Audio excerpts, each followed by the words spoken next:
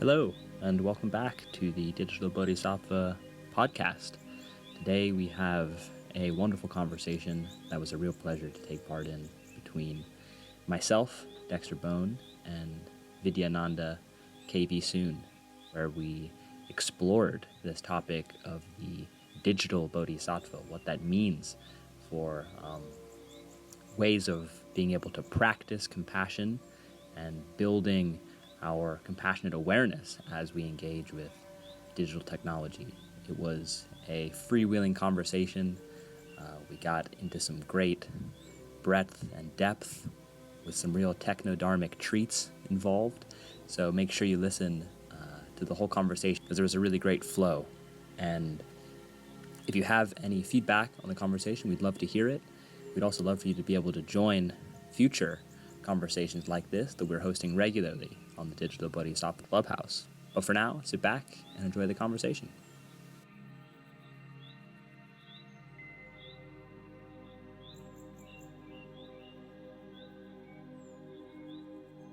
We have a juicy new topic that I think is right on the money for what this initiative is all about. Because the title of this conversation is basically practicing digital compassion. So I was actually reading just a little article here on lionsroar.com about the Bodhisattva, like a very general one, and it was talking about Chogyam Trungpa, the Tibetan teacher who wrote some very lucid things about the Bodhisattva. This is a very interesting topic to kind of talk about. Maybe you can start, share your reading of the from Chogyam Trungpa. Yeah, so it's less a reading and more a distillation of what he was sharing about the Bodhisattva. So he basically just says that a Bodhisattva is a person who has lived in the spirit of Buddhism's Bodhisattva vow, which is committing oneself to bringing all other sentient beings to enlightenment before they reach that point themselves. So it's it's a selfless act. And in Tibetan Buddhism especially, there's these marvelous emanations, different versions of bodhisattvic beings that do this work of liberating others, bringing them to that place in different ways. So there's like Avalokitesarva, who the Dalai Lama is an incarnation of, who's the Bodhisattva of compassion. Then there's like Manjushri, which is the Bodhisattva of wisdom. There's a whole kind of pantheon of these images, and I think that they're very influential and important for Tibetan Buddhism and the way that that's understood and practiced. But I think that there can be very fruitful applications of this path to the digital sphere. So that's really the thrust of this initiative. It's like understanding this very ancient these very ancient beliefs and practices in a very techno-dharmic space that we live in today. So yeah, that was kind of like the gist of what I was reading, and there's more detail as well, but I'll leave it there. Yeah, interesting. I think even the term bodhisattva has different meanings, slightly different meanings across the different schools of Buddhism. And to the Theravada or to the Pali tradition, the word is bodhisattva, and it refers to anyone who has made a resolution to become a Buddha, and has also received a confirmation or a prediction from a living Buddha that this will be so. But however, in the Mahayana tradition, a bodhisattva refers to anyone who generates the bodhicitta, the heart of bodhi or enlightenment, that is a spontaneous wish and compassionate mind to attain Buddhahood for the benefit of all sentient beings. So they're quite different in this sense. But I think the main similarity here is that enlightenment, striving for perfection is the main thing, right? And in the Theravada, in the Mahayana tradition, it gives rise to emphasize a lot on compassion, and the saving of all sentient beings. But that doesn't mean that the Theravada Buddhism's interpretation of Bodhisattva is not compassionate. To attain Buddhahood, to have a will to become a Buddha implies the practice of compassion as well, right? So I think compassion is definitely the main theme across these two big traditions of Buddhism. Then again, we are here not to discuss about the semantics of Bodhisattva, but rather the spirit of Bodhisattva existing in the digital realm, in the digital world.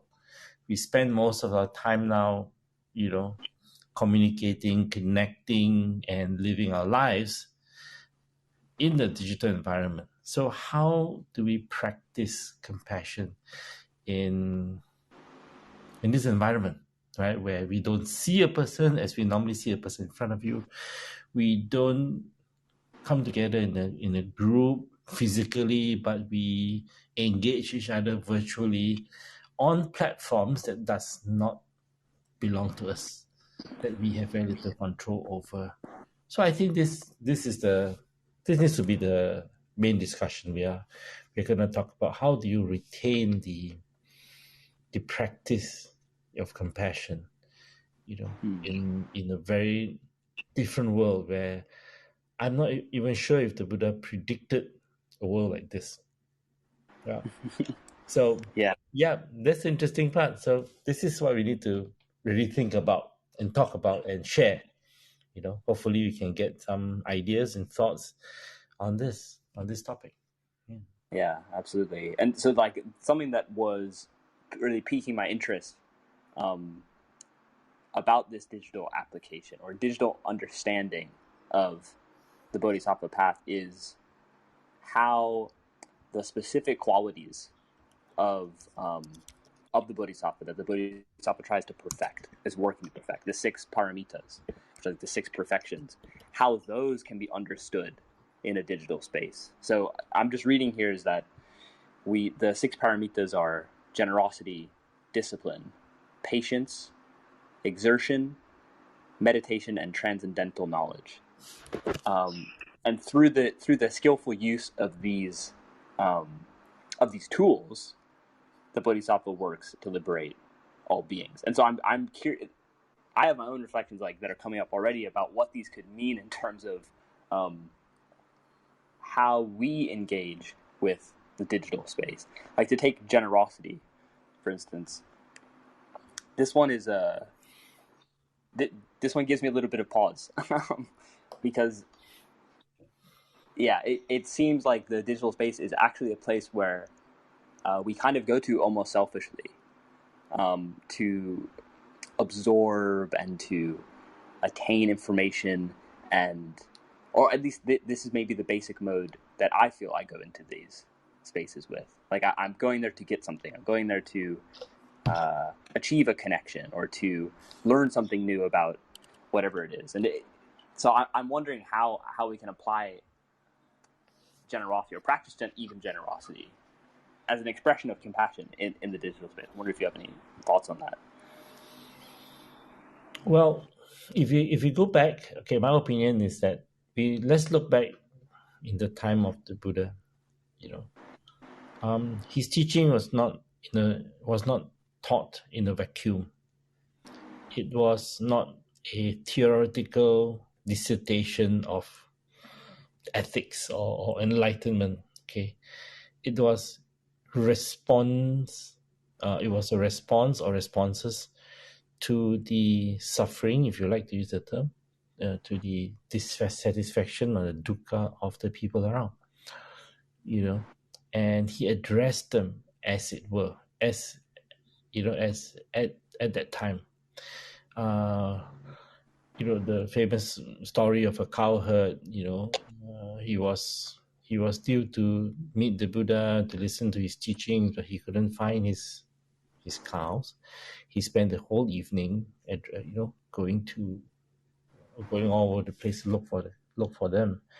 And when he finally found them, it was so late that he thought that the Buddha had completed his teachings, and very sadly went up to Buddha and he says, well, I miss my teaching. I miss the teachings, And instead of asking the man, the cowherd, to sit down and to listen to his teaching, the first question the Buddha asked was, have you eaten? You must be hungry. So it's a very human response. Compassion is a human response. At times when people are in need, we bring forth generosity. At time when people need support and help, we bring forth energy or discipline or effort and so on.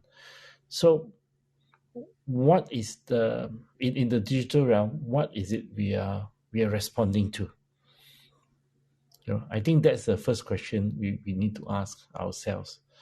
And what are the problems, are the challenges that we are trying to address here? Okay, I can think of at least two, maybe three challenges. Number one, right? Social media or digital media on the social media on the digital platform has a way of making us be engaged, inverted commas, where we continue to flip and scroll and press likes, and we even worry about likes on our postings. Do we get enough likes? Do people like me? And so on. I think the first thing is to practice compassion or being a bodhisattva in the digital environment is to tell people, hey, don't worry about all this. It's not about what people think about you online. It's about you, yourself, looking inwards and, addressing your issues, if any, and making effort to be a better person, right? That's one thing. The other thing is about the fear of missing out. Okay, a lot of people just get caught in the scrolling because there's so many postings, many things happening. You don't want to get lost out, and a lot of information goes to your head. There's the opposite of one-pointedness. Instead of focusing on one item, there's so many things that we need to focus on. How do we calm our minds? Okay, I think we need to address this, at least these issues, right? So yeah, so that's my initial thoughts. So I think we need to understand the problem and not just throw solutions. Definitely. Yeah, the causes and conditions really penetrate what it is that is motivating this. And it's interesting that you say, we can use these platforms as a mode of looking inward and working on ourselves in a sense. And I perhaps I misunderstood you, but and I believe that is possible. But I also think that the current climate, or at least the climate of social media use that I see the most often, is best associated with kind of virtue signaling, projecting into this space an image of that you are actually doing better than you might actually be in real life, that you are actually upholding in a sense the identity of a specific type of person that you think you might want to be or that you aspire to be digitally, that is really a disconnected kind of avatar from our personal experience. And I don't think that it's set in stone at all. It's like you said, in one way, because we're so focused on the way that we appear on social medias, we can actually use that as a means, I think, to actually bring more awareness to our true conditions, and maybe be able to consider, okay, why do I keep editing my face? Why do I keep lifting my cheekbones or reducing my the blemishes on my face or something like that? In these ways, it can be a kind of almost wrathful practice of self-reflection, but it does take courage to do that, I think. Yeah, that's true too. As you were speaking, I was reflecting on the self, we are the result of our conditioning, how we are conditioned in the past and in the current situation, conditions around us. We create selves, okay, which we call egos, right? Okay, and one of the teachings, the very important teaching, is of Buddhism is about non-self. That means getting away from the attachment to a personality, to me, to who to a personality, right? And in by doing so, it's about what do you call this? It's about recognizing that the ego or the self that we have now, or who we are, is a result of conditioning, is a manifestation of our strength. It's also a manifestation of our weaknesses, our fears, and our insecurities. And this is what we need to understand and we need to deal with. And how do we the challenge is, how do we bring this to the digital realm and have that message on a platform that continues to encourage people to be who they are not supposed to be, right? To have an avatar, right? Okay, and there constantly be bombarded with information and data, and while at the same time, the information is taken from us, from the people, from the users. So how do we practice? Do we join in?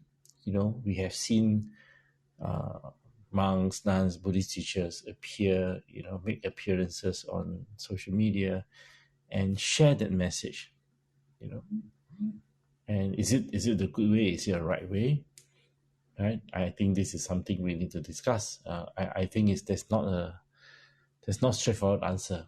Okay, some monks or nuns just appear and have Facebook pages and talk and and share, put posting out and teachings.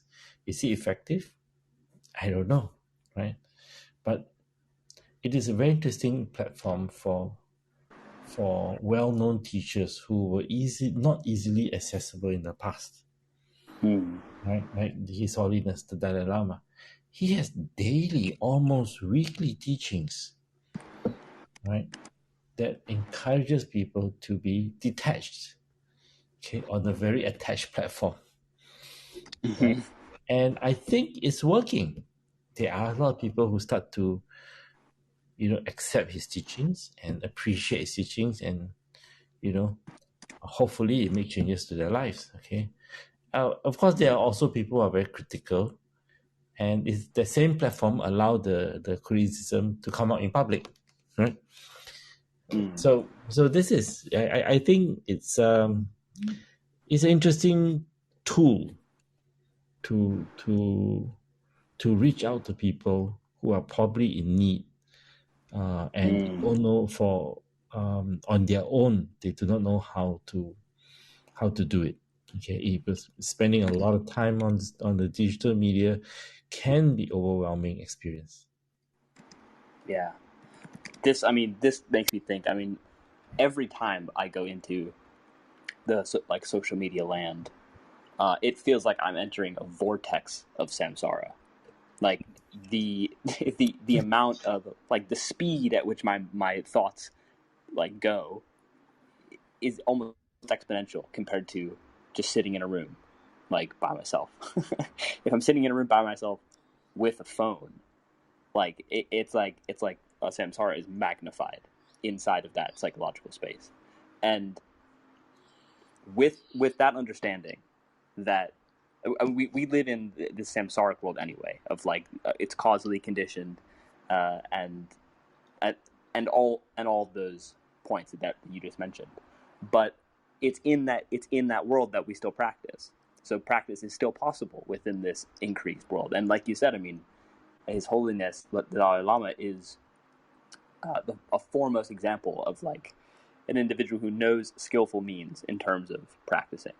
And it's almost like he has entered Indra's internet of jewels to to like penetrate the digital, like the digiverse, and be able to transmit the teachings and just wisdom in a way that can be effective and meaningful. And you perhaps the impact is also less because of the intensity of the space.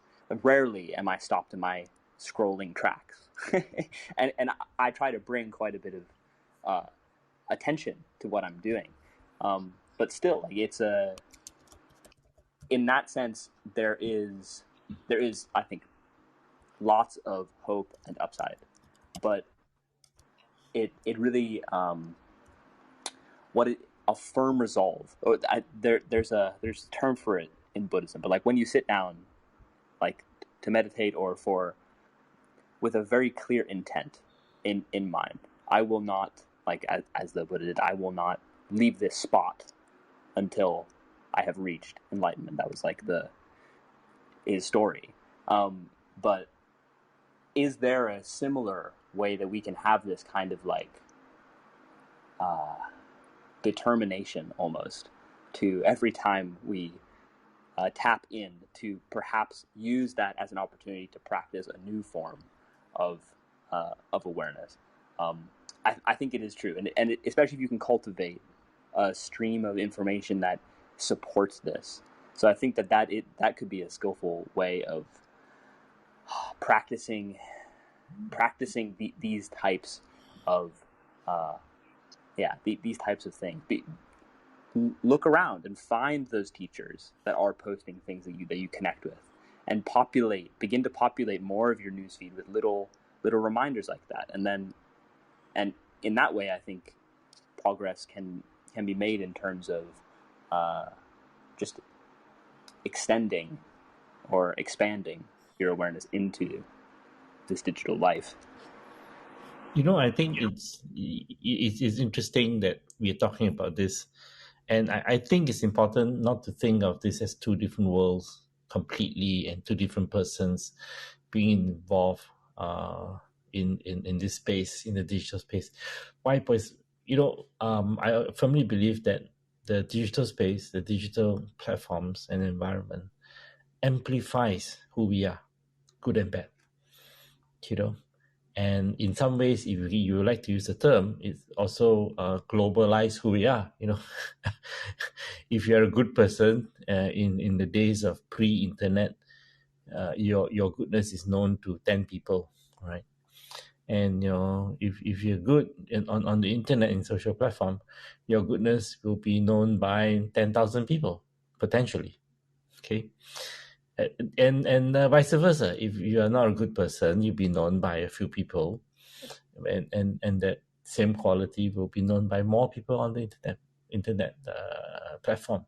So I think first is we need to understand it. It's a different environment, yet it amplifies and brings out the same mental conditions, mental situations, and spiritual practice and so on. That doesn't change, right? But the digital environment has very different characteristics. As what you mentioned just now, everything goes faster, right? It's fast and more,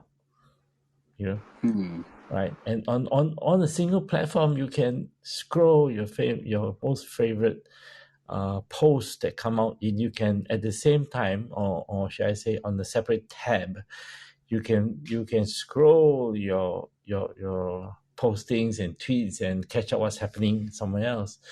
And if you open another tab, you can start reading the news or what's happening around the world. Okay, and you'll be jumping back and forth, and very soon you have 20 tabs open. Okay. Right. It's not a problem of technology, it's a problem of human mind. And the technology, sadly in this case, the technology amplifies this, right? those days you are distracted by three things, and and then you become absolutely, distracted. Here your benchmark goes higher to 20 tabs, right? And while you're opening 20 tabs, you're probably even looking at your phone. Right? How often do you go for dinner and you have a conversation with someone on your phone at the side of you? And how often do you keep looking down to your phone every time it beeps? So Yeah, I know. yeah. And we tell ourselves, no, don't look at it. Put it in your pocket. Put it somewhere else, right? And we have to deal with it. I think Bodhisattvas today needs to be equipped with, a little bit of digital knowledge and the skill to maneuver in this environment.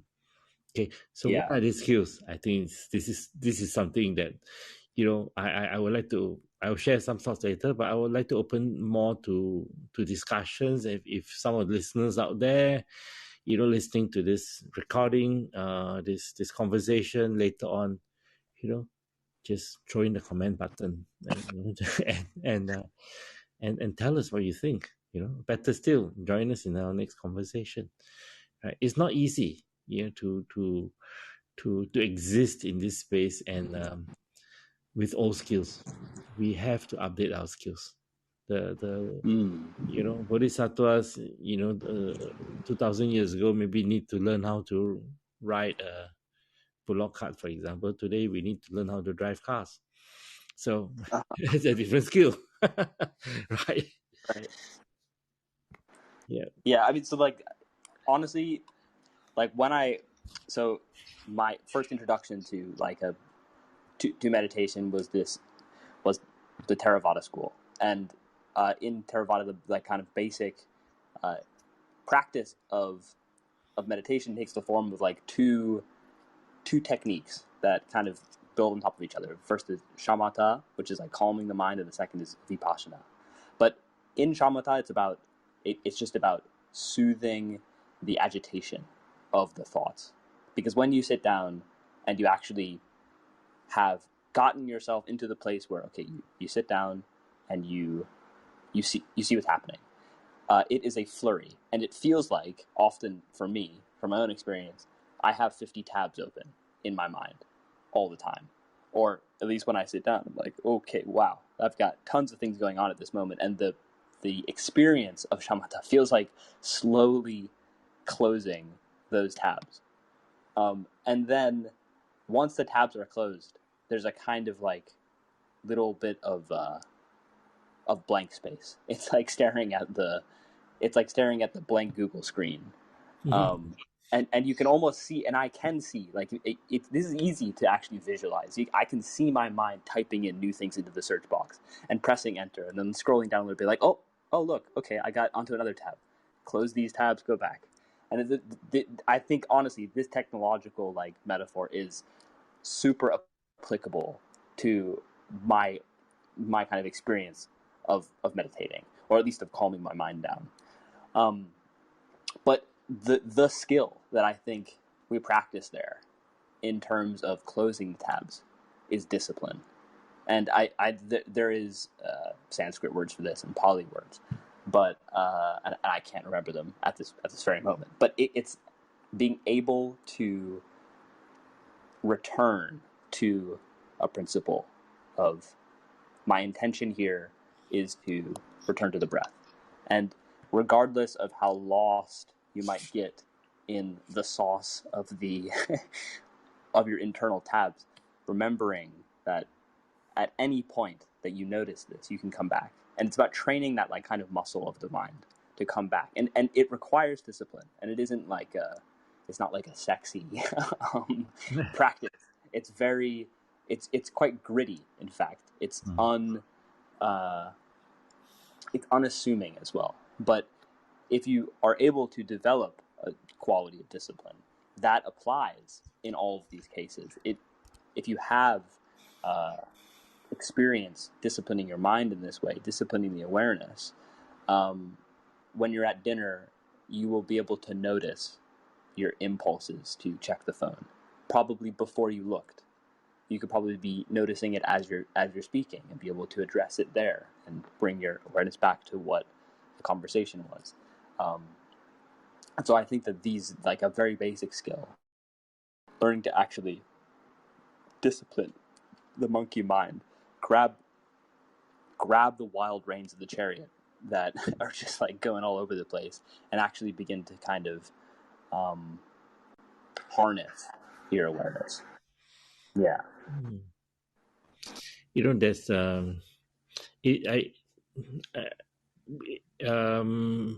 what you said is it all boils down to having compassion and having the wisdom to understand the environment we are in.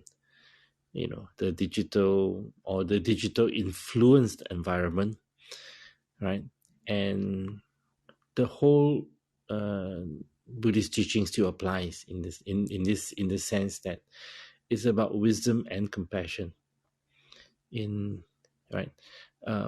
need definitely a lot more compassion.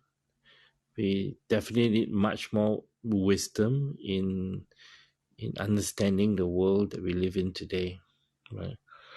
That I have seen teachers that totally against technologies. You should get away from them, it's evil and so on, right?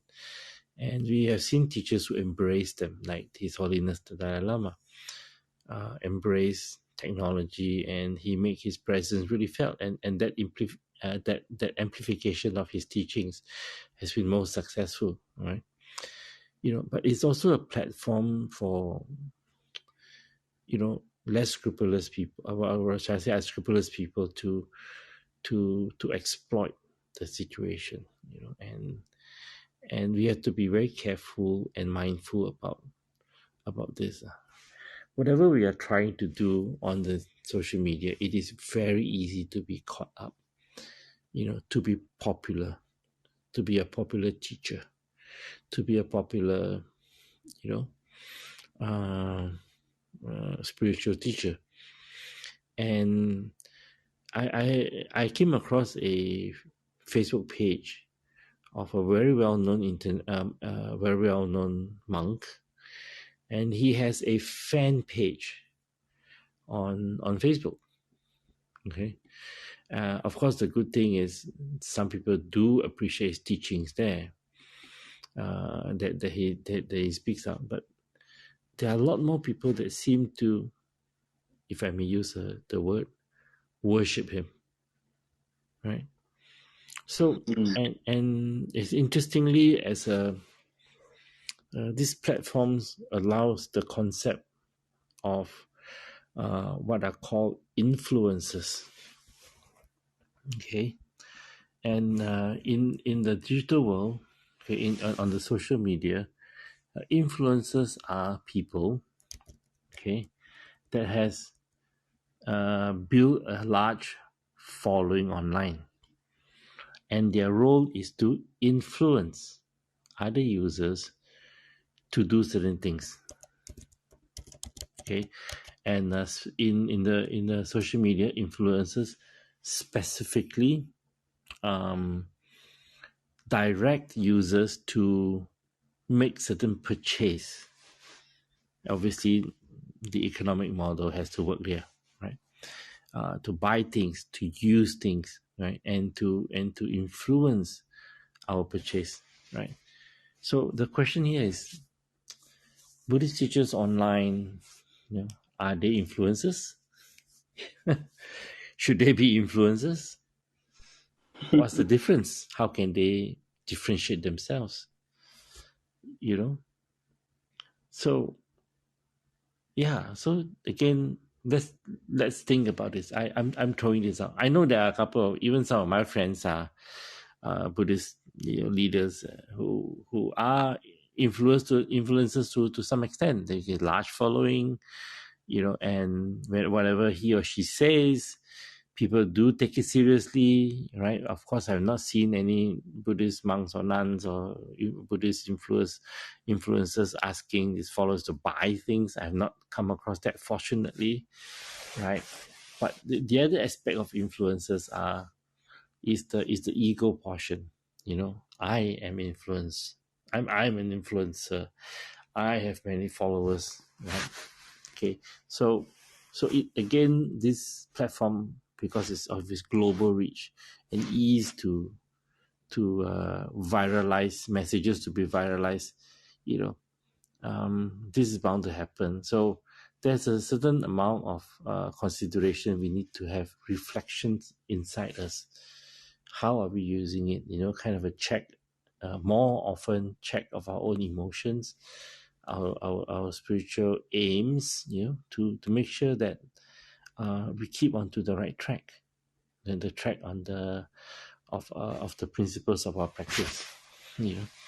So yeah, this just raising two interesting items that kind of popped up in my head, right? Yeah, I like that you bring up this like spiritual aims as well, because I honestly think that in itself can be a little bit of like a slippery slope in terms of I mean, like, even in terms of Buddhism, like, there's kind of the path is the goal.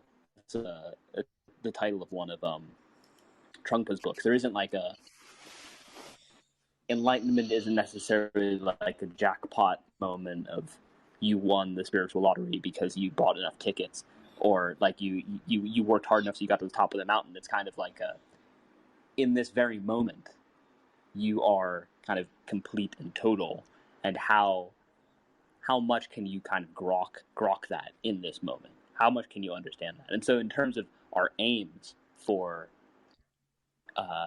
engaging with the digital space, it obviously depends, I think, on your perspective, and everyone has their own flavor of understanding these, and that's why there's hundreds of religions, and and everybody has their own challenges and things like that. But understanding this, breaking down, I think, like you said earlier, this divide between I have a spiritual practice and then I have everything else is step one, almost, is about like blending, on appreciating that if you feel a connection to some sort of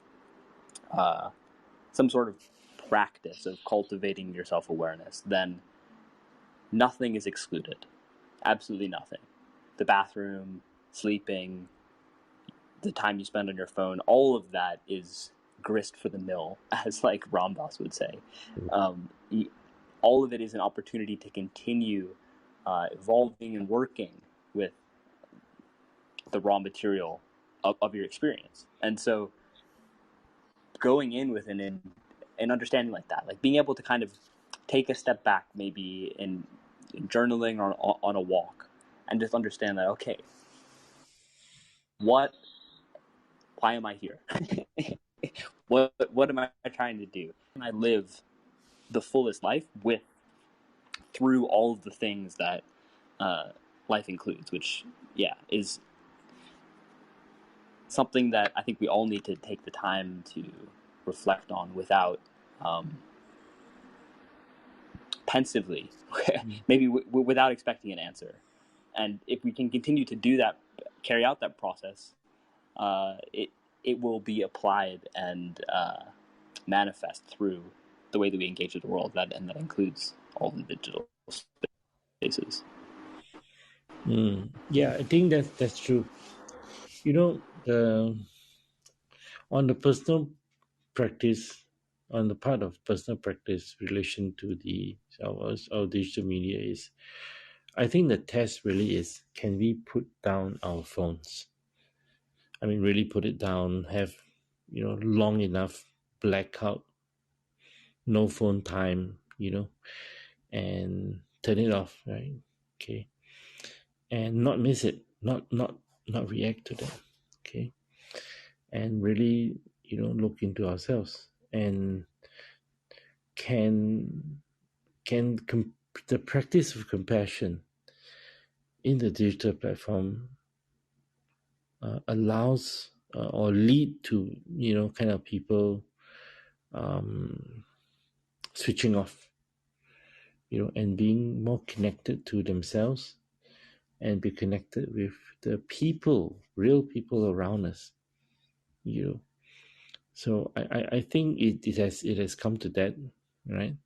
And from an individual standpoint, but from a teacher, practice standpoint, I think I still maintain we really need to understand the platform, the tools, the world that we are in today.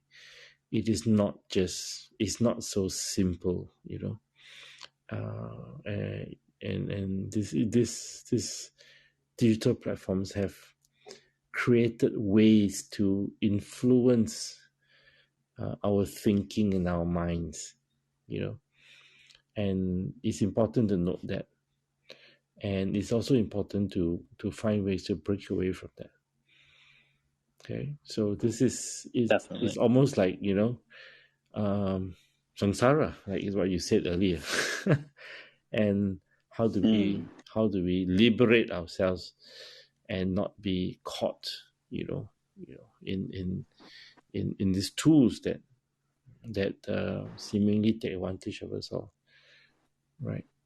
So there's a lot Yeah, of I mean, action we need to put into place and practice. Yeah. absolutely. Like of course, I think like part of what I keep thinking about is what we're trying to do is help people engage with the digital space in a more mindful way. But that doesn't necessarily need to be actually like in the space. It removing the space or working with the experience of, you know what, I'm going to go out to the shop and not bring my phone with me. Like what is that going to feel like? Because that's something that you might do, but then halfway to the store you might think like, oh, I wish I had my phone to take a picture of this thing, and like, okay, no, like maybe I can just absorb the beauty of this thing in the moment and let it pass, let it go. Because there's also this element of clinging and craving, really clinging to our experiences. Like I know personally when I walk around and I see something interesting, perhaps it's photogenic, aesthetically pleasing, I want to capture it and I want to take it with me. I want to share it. I want to possess, in a sense. I want to uh, turn the world into an object that I can keep. And as I explain it in that sense, of course, that this sounds like a negative thing, but there are positive aspects. If I consider myself a photographer, then that's a very appropriate and can be an inspiring way of engaging with the world. But in terms of the way that technology facilitates this kind of deep attachment to the world and deep attachment to what is a fleeting experience. Our lives are fleeting experiences, no matter how dull, mundane, and like kind of beige they may seem. Everything is constantly changing, and I think that there's a false sense of almost permanence that comes with digital connection, in the space that the social media almost feels like a timeless zone, that you can go on there any time of day. There's new content constantly happening. Of course, it's time stamped, but there's little updates that happen to the apps, and everybody loses their mind. Like, oh my god, I hate it! I can't believe that they changed these buttons. And it's like Facebook updated the operating system of your mind. Is is like what it feels like, and so there is this deep integration that I think we've all, with technologies like that, has become so deeply ingrained into our experience that taking time, taking a day, taking a weekend to digitally detox, or even it doesn't have to be that dramatic. It can be a walk in the park without a phone or without earbuds, just to listen to the world around you.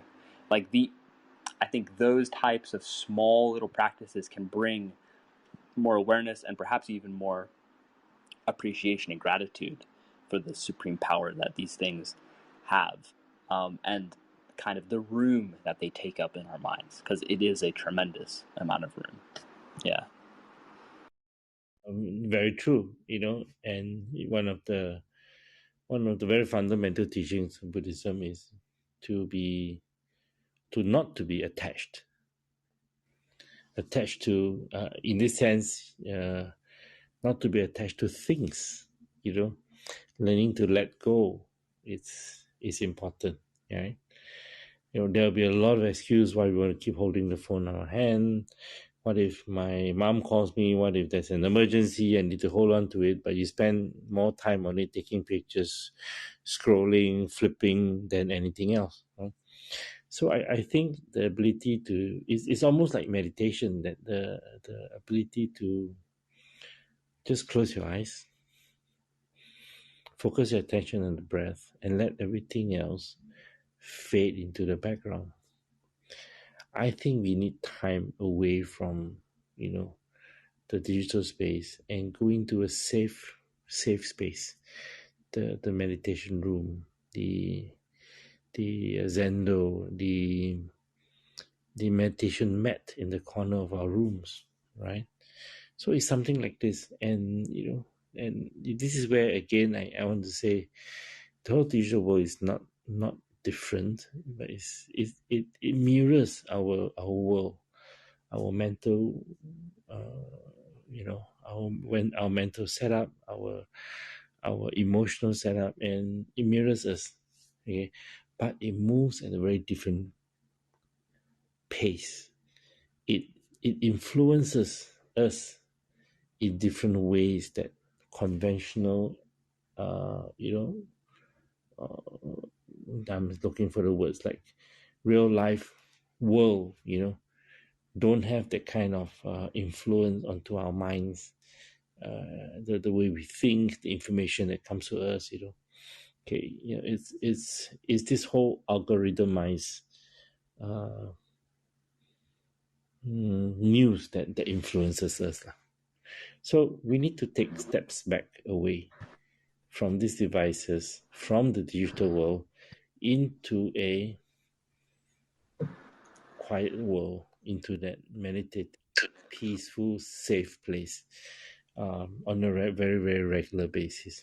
Okay, just as we do with meditation, this is becoming more and more important practice today. Yeah, I mean, something that jumps to mind is like, you can set up these like little reminders on your phone to tell you how much screen time you've had per day, and it's interesting. Like, it is an interesting wake up call, or just reminder, like the next morning, to see, oh yeah, I spent 5.5 hours online yesterday, or my phone was used that much. That's how much screen time was used. Of course, there's many different ways that you can be using it. If you use your phone for like a meditation timer, then okay, maybe you can discount that time. But the point being is like,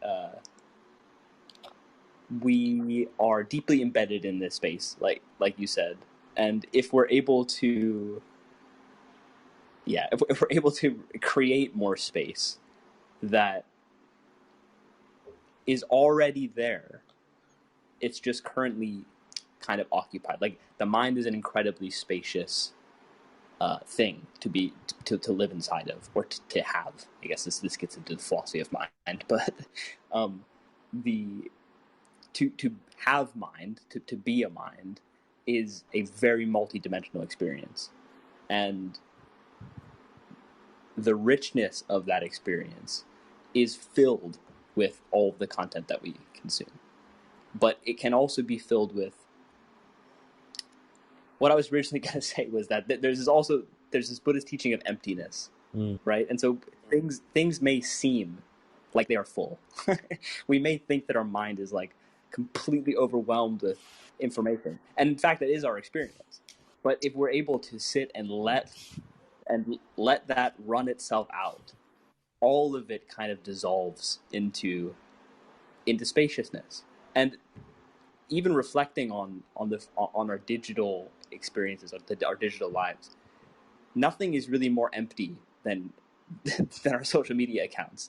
They're all ones and zeros, and inside of that, there's no substance.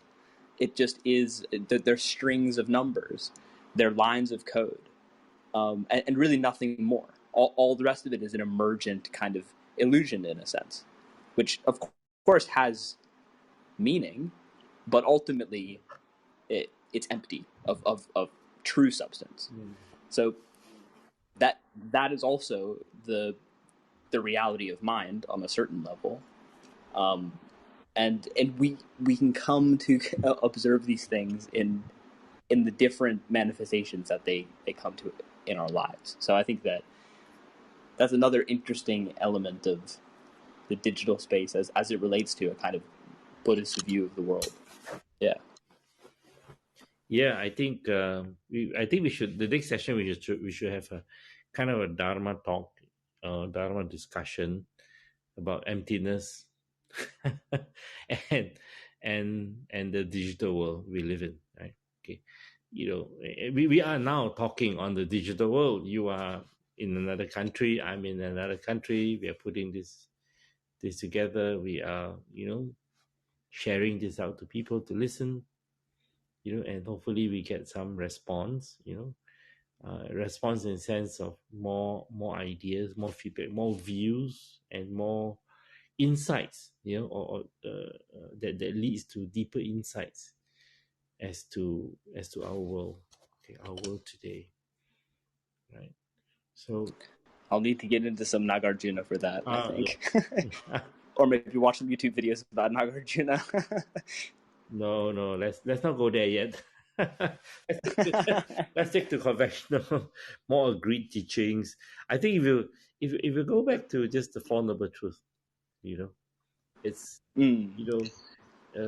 challenges, dukkha, suffering, whatever you call it, exist. That's the first one, and there's a reason. Yeah, that's more pertinent. Yeah, and there's a cause to it, and there's a reason to it, and the reason is one word in Pali is called tanha. Craving. I mean, like the closer English word is this want. I want more of something good. I want less of something not comfortable to us. This clinging, this thirst to want, right? Give rise to attachment, and not being able to detach is what cause the sufferings to happen. Okay, and the third truth reminds us that, hey, there's a way, there's positive. You can get out of it. It's not something that is kind of latched onto you. You need some divine higher powers to remove them. No, you can do yourself, and it can be done. And in the fourth step, fourth truth, we say, and these are the steps to do it. Just 8 simple steps, right? I think this basic things like this is strong enough, and in the Bodhisattva, perfection, Bodhisattva practice, according to Mahayana tradition, this four truths represents the recognition that suffering is there and compassion is necessary. Wisdom is needed to eradicate tanha, to greed, thirst, attachment, craving. We need strength, we need will, we need wisdom, we need knowledge, we need tools, we need support, right? And the presence of the Bodhisattvas reminds us that there is an end. It can be solved. We can overcome it, right? And guiding, people or sentient beings along their path is the fourth noble truth. The fourth noble truth embodies the vows of Bodhisattva. In I can't, right at this point, I just can't remember all the 4 vows, but it's like as many as there are people suffering, I will not give up until everyone is the suffering is gone, the suffering is eradicated. And that's the power of the Bodhisattva. That's the will, that's the determination of a Bodhisattva, and that's what Bodhisattva means.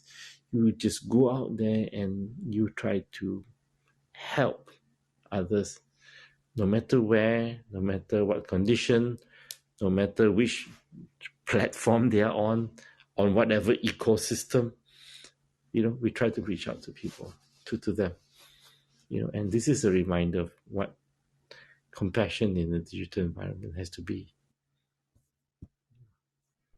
Absolutely. Yes, I completely concur. There is the core of Buddhism is that, and being able to reflect on that, simple truths, but very, very profound, in itself will bring new insight into the way that these things are applied to our digital world. And I know that I actually have a tendency to overcomplicate things by wanting to dive into dialectical philosophies and all sorts of things that are actually completely unnecessary and just become my own illusions and delusions. But yes, but next time we will have this like a techno Dharma talk and be able to explore the richness of this terrain by bringing it back to the roots, the core of what it's all about. I think with the reflection on the Four Noble Truths, maybe it's a good time to kind of conclude this session and allow people to kind of take the Four Noble Truths, and reflect on it in the world, in the ecosystems that we are in today. How do we practice them more? How do we appreciate and bring our lives closer to them? Absolutely. Yeah. Thank you for that. And thank you all for listening as well. It's we always appreciate the time that you give us to listen to these conversations, and we welcome you all to also join in these conversations if you would like. We have a Clubhouse, Digital Bodhisattva Clubhouse, that you can take part in. We want to hear your views as well. So yeah, take part. Thanks for listening. Thank you.